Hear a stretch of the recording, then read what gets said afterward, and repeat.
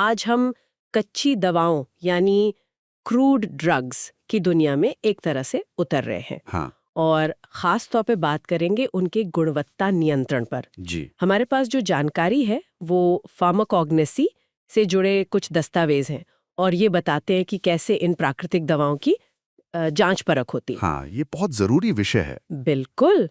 तो हमारा मकसद यही समझना है कि कैसे ये पक्का किया जाता है कि जो जड़ी बूटी या दवा हम तक पहुंच रही है वो असली है, उसमें मिलावट तो नहीं है और हाँ वो असरदार भी है। सही। तो चलिए इस विषय की परतें खोलते हैं। बिल्कुल, देखिए, ये जो गुणवत्ता नियंत्रण है ना, ये सिर्फ कोई लैब की टेक्निकल प्रक्रिया नहीं है। अच्छा। ये तो सीधे सीधे इलाज की सुरक्षा और उसके असर से जुड़ा हुआ मामला है। हाँ ये तो है। और दिलचस्प बात यह है कि इसमें आप देखेंगे पारंपरिक ज्ञान और जो मॉडर्न साइंस है, दोनों का बड़ा अच्छा संगम दिखता है। पारंपरिक ज्ञान और मॉडर्न साइंस कैसे? अरे, कैसे सदियों पुराने तरीकों से लेकर, जैसे देखकर सूंघकर पहचानना, और आज की जो हाईटेक मशीनें हैं, सब मिलकर इन कुदरती खजानों की क्वालिटी तय करते हैं। ये बड़ा फैसिनेटिंग है। हाँ, ये सुनने में तो वाकई दिलचस्प लग रहा है। तो शुरुआत कहाँ से करें? सबसे पहले ये समझते हैं कि जब हम गुणवत्ता नियंत्रण और मूल्यांकन कहते हैं, क्वालिटी कंट्रोल और इवैल्यूएशन, तो इनका ठीक-ठीक मतलब क्या है? क्या ये एक ही बात है? नहीं, थोड़ा सा फर्क है इसमें। देखिए, गुणवत्ता नियंत्रण यानी क्वालिटी कंट्रोल, वो एक बड़ा लक्ष्य है। लक्ष्य? हाँ, लक्ष्य ये है कि दवा की क्वालिटी बनी रहे, हर बैच एक जैसा हो, स्टैंडर्ड का हो। Okay, consistent quality. बिल्कुल। और मूल्यांकन, इवैल्यूएशन, वो तरीका है, वो प्रक्रिया है जिससे हम ये लक्ष्य हासिल करते हैं। अच्छा, तो मूल्यांकन एक प्रोसेस है। जी। इसमें हम क्या करते हैं, हम दवा की पहचान करते हैं, आइडेंटिटी। मतलब क्या ये वही पौधा है जो लेबल पर लिखा है। हाँ, पहचान। फिर उसकी गुणवत्ता यानी क्वालिटी, इसमें काम के तत्व, एक्टिव इंग्रेडिएंट्स कितने हैं, मात्रा सही है या नहीं। राइट, मात्रा। और आखिर में शुद्धता, प्यूरिटी, कहीं इसमें बाहर की कोई चीज तो नहीं मिली, जैसे मिट्टी, कंकड़, कोई और पौधा, फॉरेन ऑर्गेनिक मैटर जिसे कहते हैं। अच्छा, तो पहचान, गुणवत्ता और शुद्धता, ये 3 पिलर्स हो गए एक तरह से। हाँ, कह सकते हैं ये 3 मुख्य पहलू हैं। और इनको जांचने के फिर कई तरीके भी होंगे।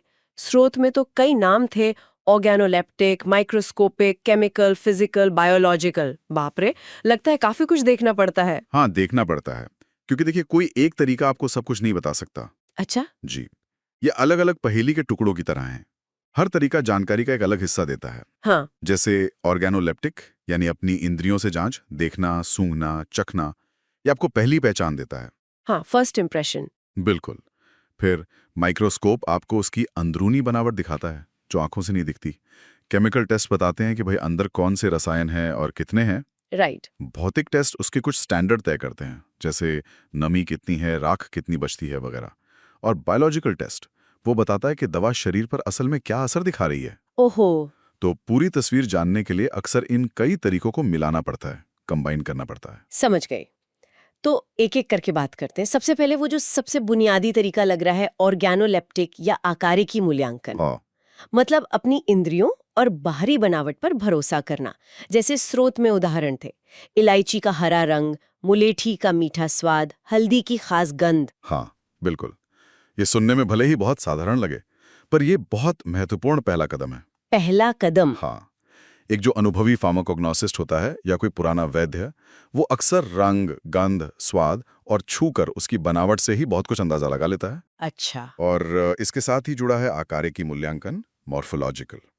इसमें दवा के बाहरी लक्षण देखे जाते हैं। पत्ती का आकार कैसा है, अंडाकार है, लंबा है, उसका किनारा कैसा है, पूरा है या कटा-फटा दांतेदार है, छाल है तो वो सीधी है, मुड़ी हुई है या दोहरी मुड़ी हुई है, फल का रंग, बीज का आकार, ये सब छोटी-छोटी बातें मिलकर पहचान में मदद करती हैं। तो ये एक तरह से पहली चेकिंग हो गई। हाँ, कह सकते हैं। ये मिलावट को पकड़ने या कोई गलत चीज पहचानने से रोकने का पहला फिल्टर है, फर्स्ट लाइन ऑफ डिफेंस। लेकिन एक सवाल है, क्या ये सिर्फ देखकर या सूंघकर पता लगाना हमेशा भरोसेमंद होता है? मतलब ये तो व्यक्ति के अनुभव पर भी निर्भर करेगा ना, है ना? किसी को गंध ज्यादा तेज लगे, किसी को कम। बिल्कुल सही सवाल है आपका। ये व्यक्तिपरक हो सकता है, सब्जेक्टिव हो सकता है, और सिर्फ इसी पर निर्भर नहीं रहा जा सकता। हाँ। इसीलिए मैंने कहा ये सिर्फ पहला कदम है। असली पुष्टि के लिए, कंफर्मेशन के लिए हमें और गहराई में जाना पड़ता है। गहराई में मतलब माइक्रोस्कोप के नीचे। हाँ, माइक्रोस्कोपिक मूल्यांकन। यहाँ चीजें वाकई दिलचस्प हो जाती होंगी, है ना? ये कैसे काम करता है? बहुत दिलचस्प। इसमें हम दवा की कोशिकीय संरचना देखते हैं, सेल्यूलर स्ट्रक्चर। Cellular structure. जी। दवा के बहुत पतले सेक्शन काटकर या उसके पाउडर को माइक्रोस्कोप में जब देखते हैं तो उसकी अंदरूनी बनावट साफ दिखती है। कोशिकाएं कैसी हैं, किस तरह के ऊतक टिश्यूज हैं, वो कैसे व्यवस्थित हैं, अच्छा। ये पहचानने के लिए बहुत ही सटीक तरीका है, क्योंकि हर पौधे की अपनी एक खास आंतरिक संरचना होती है, एक तरह से उसका फिंगरप्रिंट। Fingerprint, wow. अच्छा, स्रोत में कुछ तकनीकी शब्द थे, पत्ती स्थिरांक या लीफ कॉन्स्टेंस। ये क्या चीज है? क्या आप इसे थोड़ा आसान शब्दों में बता सकते हैं? जरूर जरूर। देखिए, ये कुछ ऐसे माप हैं, कुछ ऐसी गिनतियां हैं जो किसी खास पौधे की पत्ती के लिए लगभग निश्चित होती हैं। कांस्टेंट रहती हैं? कांस्टेंट रहती हैं। अच्छा, निश्चित माप।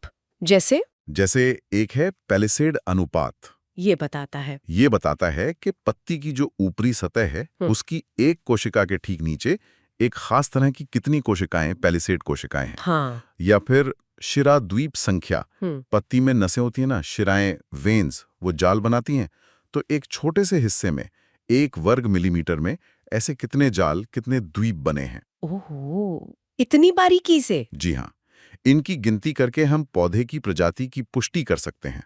और कमाल की बात यह है कि ये अनुपात इतने सटीक होते हैं कि अगर पत्ती का पाउडर भी बना दिया जाए हाँ, तो भी उसमें ये पहचान करने में मदद करते हैं। अरे वाह, पाउडर में भी? हाँ, है ना कमाल की बात। ये तो है।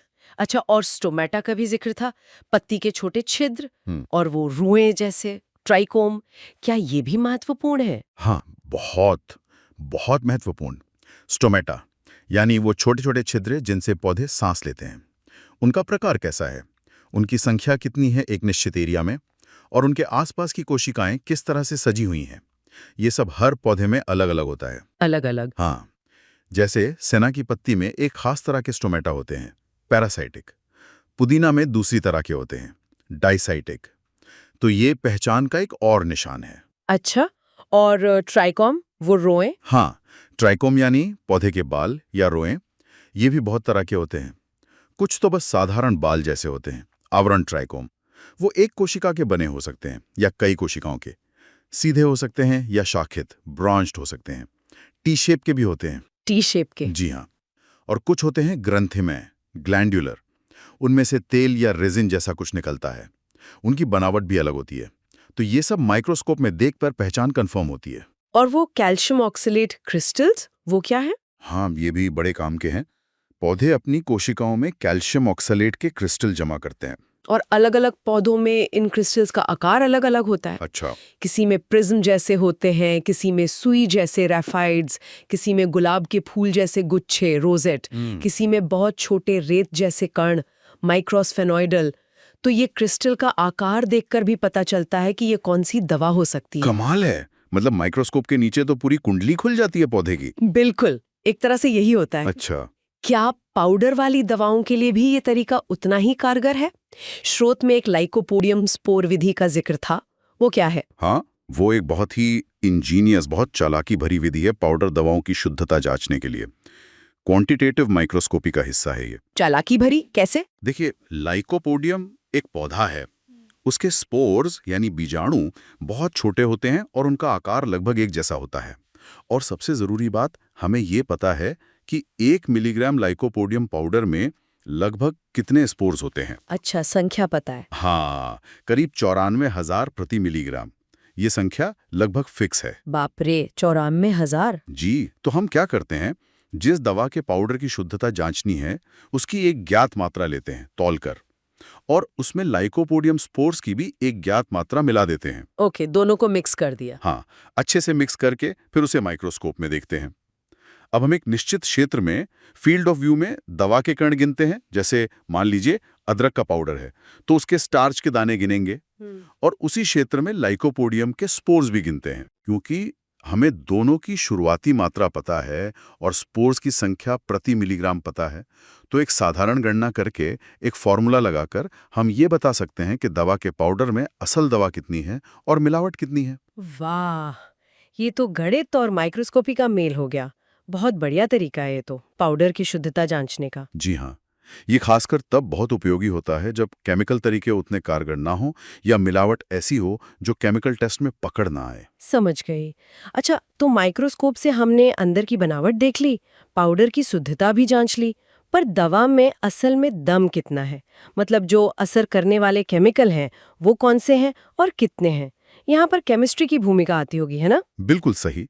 यहीं पर रासायनिक मूल्यांकन यानी केमिकल इवैल्यूएशन का काम शुरू होता है। इसमें क्या-क्या करते हैं? इसमें देखिए, पहले तो होते हैं गुणात्मक रासायनिक परीक्षण, क्वालिटेटिव केमिकल टेस्ट्स। गुणात्मक मतलब? मतलब ये पता लगाना कि दवा में किस प्रकार के मुख्य रासायनिक समूह मौजूद हैं। जैसे? क्या इसमें अल्कोलॉइड्स हैं, ग्लाइकोसाइड्स हैं, टैनिन हैं, फ्लेवोनॉइड्स हैं। अच्छा, है या नहीं, ये पता लगाना। हाँ, इसके लिए खास अभिकर्मकों रिएजेंट्स का इस्तेमाल होता है। हम्म, दवा के सत्त में ये रिएजेंट डालने पर अगर रंग बदलता है या कोई अवशेप प्रेसिपिटेट बनता है तो पता चलता है कि वो ग्रुप मौजूद है। जैसे कुछ उदाहरण है? हाँ, जैसे अल्कोलॉइड्स के लिए बड़े फेमस टेस्ट हैं मेयर्स रिएजेंट, ड्रैगनरॉफ्स रिएजेंट, हैगर्स रिएजेंट। ये अलग अलग रंग के अवशेप देते हैं। ग्लाइकोसाइड्स के लिए अलग टेस्ट हैं, जैसे एंथ्राक्विनोन ग्लाइकोसाइड्स के लिए बॉर्नर ट्रिगर टेस्ट, सैपोनिन के लिए फोम टेस्ट, अगर झाग बने तो सैपोनिन हो सकता है। कार्डियक ग्लाइकोसाइड्स के लिए Keller Kiliani test. Keller Kiliani, नाम तो बड़ा दिलचस्प है। हाँ, और ये बहुत महत्वपूर्ण टेस्ट है डिजिटालिस जैसी दवाओं के लिए।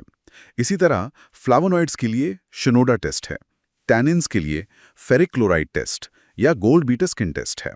ओके, तो ये हो गए क्वालिटेटिव टेस्ट्स पता करने के लिए कि क्या मौजूद है। जी, फिर आते हैं मात्रात्मक परीक्षण, क्वांटिटेटिव टेस्ट्स, और परख यानी एसेज। मात्रात्मक? यानी कितनी मात्रा में। बिल्कुल। इनसे पता चलता है कि ये जो सक्रिय घटक हैं, ये एक्टिव कंस्टिट्यूएंट्स, ये ठीक कितनी मात्रा में मौजूद हैं। क्या इनकी मात्रा उतनी है जितनी असर दिखाने के लिए जरूरी है, या मानक से कम तो नहीं है। ये कैसे करते हैं? इसके लिए कई तरीके हैं। कुछ पारंपरिक टाइट्रेशन विधियां हैं, ग्रेविमेट्रिक विधियां हैं, और आजकल तो बहुत उन्नत इंस्ट्रूमेंटल तरीके आ गए हैं।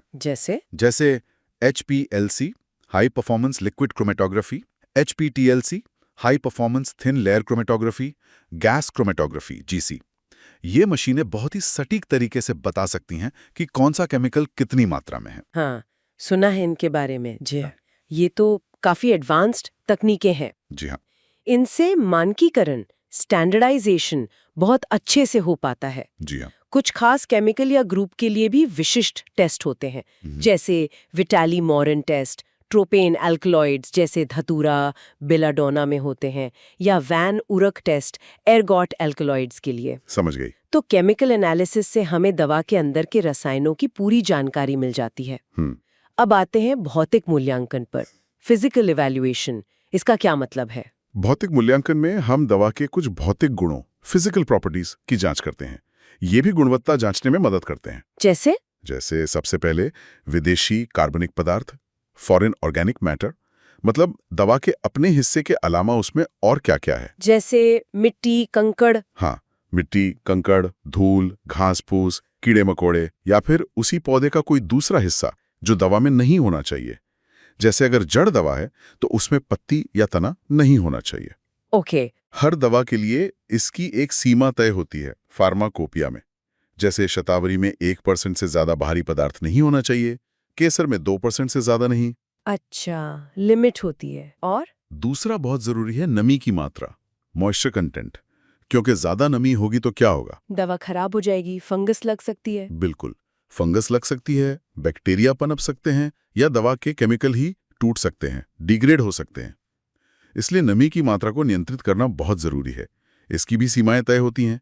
जैसे डिजिटालिस में 5% से ज्यादा नमी नहीं होनी चाहिए, एलो में 10% से ज्यादा नहीं। ये तो बहुत जरूरी लगता है। और क्या क्या जांचा जाता है फिजिकल में? और भी कई चीजें हैं। अगर दवा तरल है, जैसे कोई तेल या सिरप, तो उसकी शांता, विस्कोसिटी यानी गाढ़ापन देखा जाता है। गाढ़ापन? हाँ, ये उसके मानकीकरण में मदद करता है। फिर अगर कोई शुद्ध रसायन दवा से निकाला गया है या कोई वसा या मोम है, तो तो उसका गलनांक मेल्टिंग पॉइंट देखते हैं। शुद्ध चीजों का गलनांक निश्चित होता है, अगर उसमें मिलावट होगी तो गलनांक बदल जाएगा।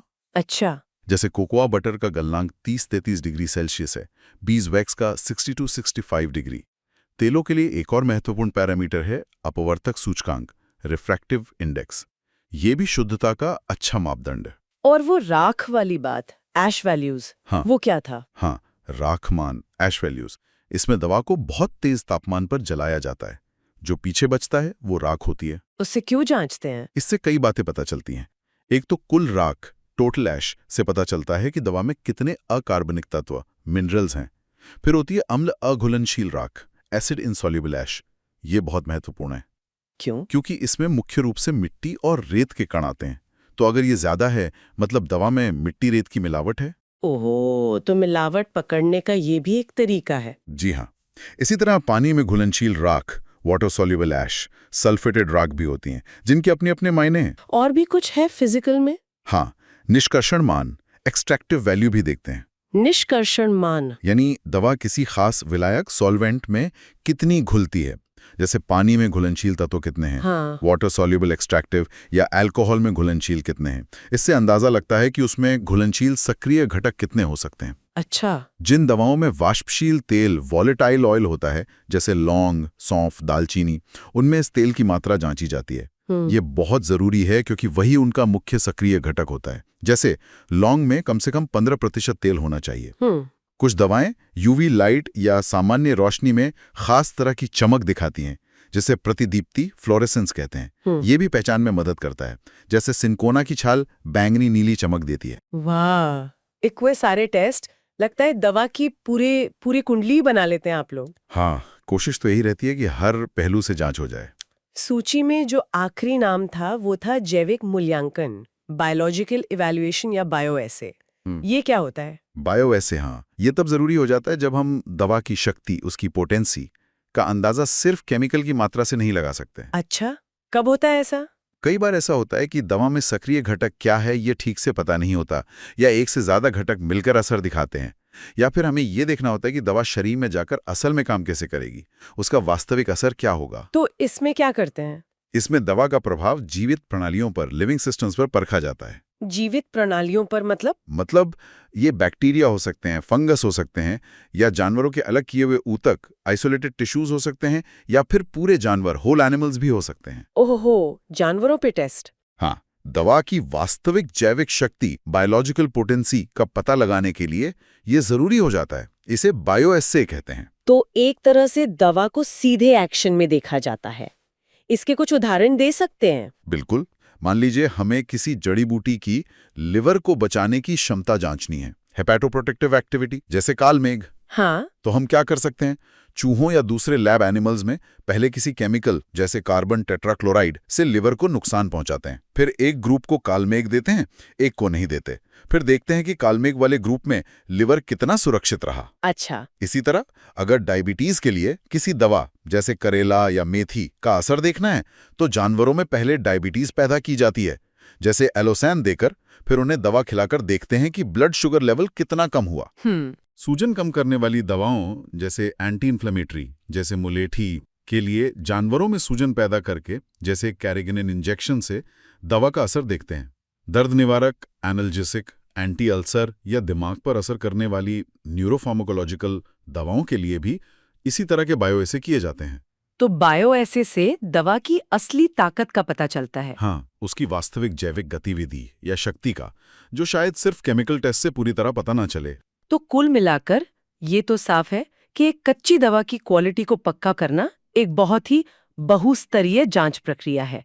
ये सिर्फ देखने, सूंघने से शुरू होती है, फिर माइक्रोस्कोप के नीचे उसकी बारीकियां देखी जाती हैं, केमिकल्स की जांच होती है, भौतिक मानक परखे जाते हैं और जरूरत पड़ने पर जीवित प्रणालियों पर उसका असर भी देखा जाता है। बिल्कुल सही। इसका मतलब तो यही हुआ कि क्वालिटी सिर्फ कहने की बात नहीं है, इसके पीछे ठोस विज्ञान है। और जैसा आपने शुरू में कहा था, पारंपरिक समझ और आधुनिक तकनीक दोनों का इस्तेमाल होता है। ये एकदम सही कहा आपने। ये सारे तरीके, organoleptic, microscopic, chemical, physical, biological, ये सब मिलकर ही दवा की पूरी कहानी बताते हैं। पूरी कहानी? हाँ, क्या ये सही चीज है? क्या ये शुद्ध है? क्या इसमें असर करने लायक तत्व सही मात्रा में हैं? और क्या ये वाकई असरदार है? ये सब जांच इसलिए इतनी जरूरी है ताकि जो दवा आखिर में मरीज तक पहुंचे वो सुरक्षित भी हो और फायदेमंद भी हो। हाँ, सुरक्षा और प्रभावशीलता, सेफ्टी एंड एफिकेसी। बिल्कुल। ये सिर्फ कोई रेगुलेटरी जरूरत नहीं है, बल्कि ये लोगों के स्वास्थ्य की रक्षा से जुड़ा एक बहुत ही अहम काम है। आज की इस बातचीत से ये तो बिल्कुल साफ हो गया कि प्रकृति से मिली इन दवाओं को भरोसेमंद बनाने के लिए कितनी मेहनत और कितना विज्ञान लगता है। ये सिर्फ नेचुरल या प्राकृतिक कह देने से काम नहीं चलता, उसकी गुणवत्ता को हर कसौटी पर परखना पड़ता है। जी हाँ, और यहीं पर एक सोचने वाली बात भी आती है। क्या? हमने इतने सारे मूल्यांकन के तरीकों की बात की है ना? हाँ। Organoleptic, microscopic, chemical, physical, biological. अब सवाल ये उठता है कि क्या इनमें से कोई एक तरीका बाकियों से ज्यादा महत्वपूर्ण है, या फिर ये सब एक जटिल पहेली के उन जरूरी टुकड़ों की तरह हैं जिनका अपनी अपनी जगह सही बैठना ही पूरी तस्वीर को साफ करता है? मतलब क्या ये सब मिलकर ही हमें दवा की असली कीमत और उसकी क्षमता का सही अंदाजा देते हैं? इस पर सोचिएगा जरूर।